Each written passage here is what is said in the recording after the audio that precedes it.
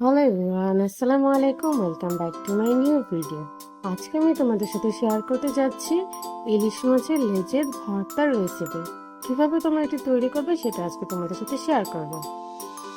প্রথমে আমরা এখানে ইলিশ মাছের একটি লেজ ভালোভাবে ভেজে নিয়েছি। এটাকে পুতার সাহায্যে ভালোভাবে থেতলে নেওয়া হচ্ছে।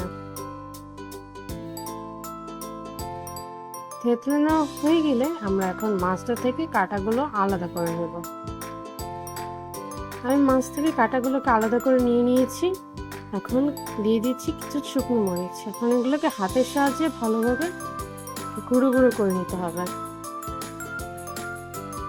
তারপর দিয়ে দিচ্ছি কাঁচা পেঁয়াজ কুচি।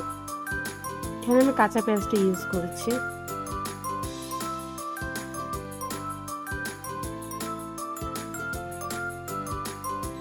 তারপর দিয়ে দিচ্ছি পরিমাণ মতো লবণ।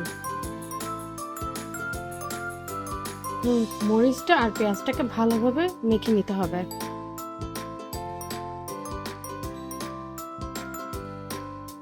আমার মাখা হয়ে গিয়েছে। এখন আমি দিয়ে দিচ্ছি পরিমাণ মতো সরিষার তেল।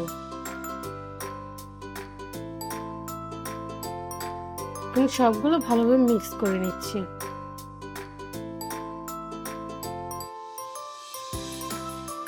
তারপর দিয়ে দিচ্ছি ধনেপাতা কুচি। ভালোভাবে সবগুলো মিক্স করে নিয়ে তৈরি হয়ে গিয়েছে আমাদের ইলিশ মাছের লেজের ভর্তা। আশা করি সবার আমার ভিডিওটি ভালো লেগেছে। আল্লাহ হাফেজ।